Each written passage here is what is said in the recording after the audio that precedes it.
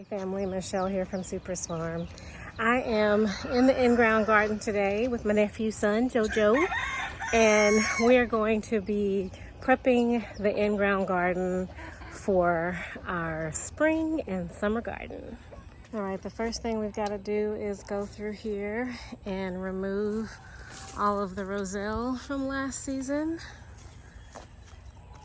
And then we'll just work it one row at a time. All right, family, so I think we're done for the day. It's been a lot of hot work, and it's not even fully hot outside yet, but it's hot.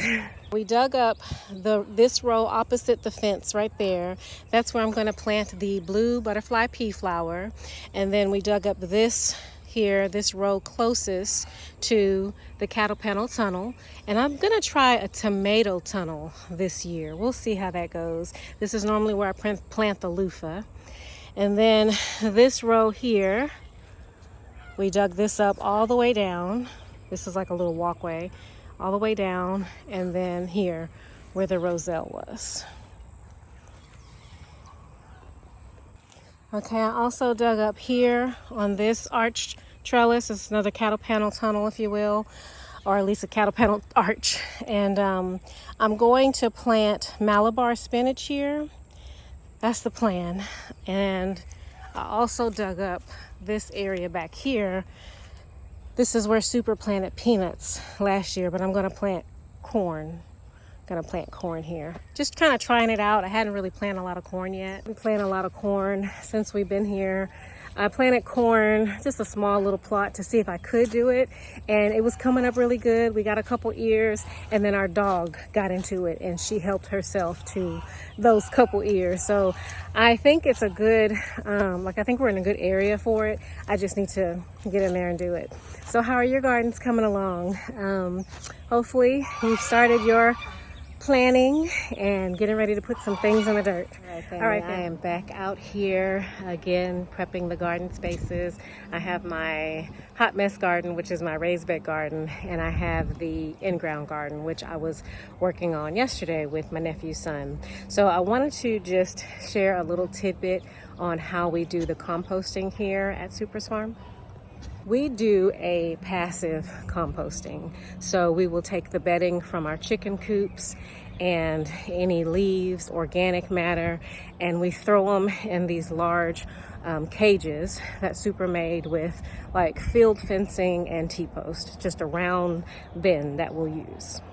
Here's a bin here that we have recently started filling up because we're starting to rake up all the fall and winter leaves. Now under here I have some chicken bedding. I didn't put it in the bin because I want to use this. There's another example of those cages, again, just with the field fencing.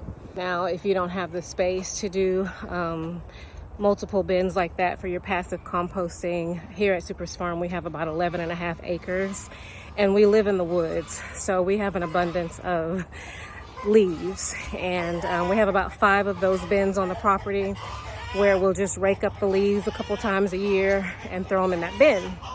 But if you don't have the time or those resources and you have to buy the bagged compost, I will do that when I don't have what I need. However, I do want to share that I do not quickly put that stuff in my garden. Over the past few years, because gardening has become so popular, the producers of those products are moving really, really fast to try to push those products out to make them available for all of us new gardeners, which I think is awesome.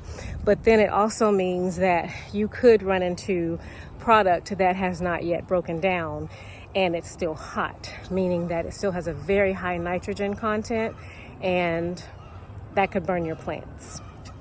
Say all that to say, when I buy the bagged compost, I will let that sit in my garden, or not in my garden, but I will let it sit in the bag where I purchased it, somewhere on the homestead, for at least 3, maybe even 6 months, just depending. So I try to, purchase it ahead of time when I know I'm gonna need it or might need it, and I'll just let it sit there.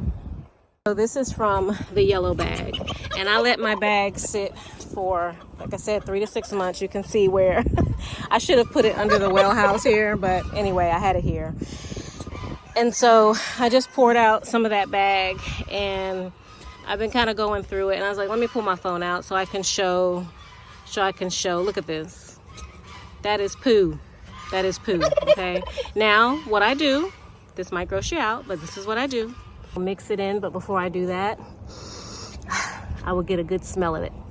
Your compost should not smell like somebody just went number 2 in your bag, okay? It should smell like the earth. It should smell almost pleasant, you know, to a gardener. You will learn to to understand that.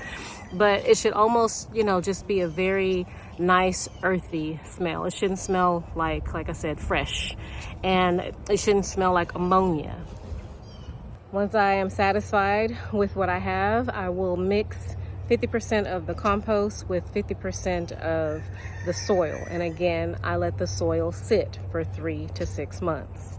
I'm gonna walk back over here. When we first, the first garden that we put in was the in-ground garden. Our neighbor at the time, our new neighbor, came and dug our garden for us. And what we did was we took the native soil from that area where the garden was dug, and we filled our raised beds with that native soil. Well, native soil is sand. It's like sand from the beach, okay? It is sandy. It is sandy.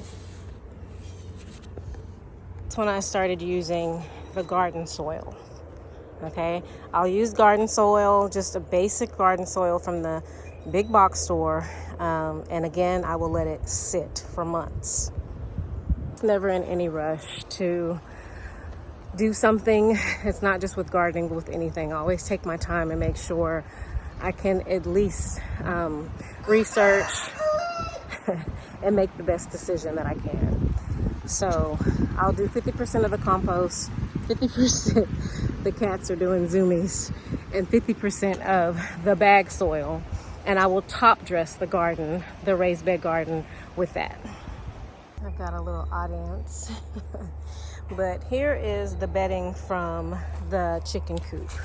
And I put this out here. I did share this video before we got cold temperatures. So I think it's been out here maybe a couple months, and it seems to be doing really well. Most of it was already broken down. I dug really deep, but then I did get some actual bedding in there. You can see the shavings. Hello. She's a little bitty one. I don't know why she's so tiny, and she's super shy. She's been warming up to me. I think my daughter has been calling her Ray, I think. This is either Ray or this is Tabby. I can't remember. I'm new to cats, okay? But because I covered it up with the greenhouse plastic from the old greenhouse, it allowed the light to go through. And looks like we've got some, what do you think? Is that corn, sunflower? We got stuff growing in here. Kind of looks like a sunflower. But that's fine. That will eventually break down, I guess. I don't know. But I do plan on using this. But we're just gonna let this sit maybe another month. 3 months is a safe time for your hot manures, like your chicken manures, to break down. We also have goats, and we'll use their bedding. Again, I put it through the same process, but goat manure is not considered hot. And then I've been really thinking about getting bunnies. But just again, just kind of know what you're working with, and keep a steady supply. Even if you're working on the passive method, you know, that will be available in a year or so, and you're gonna need it, you know, unless you just give up growing food and surviving altogether. But in all seriousness, just think ahead a little bit so that when you need it, it's available and you don't feel rushed to go and get something from the big box store. All right, family, peace and blessings. We'll see you soon. The other one, she's a girl too, but she's much bigger. They're so cute. Hello, pretty girl. Hello.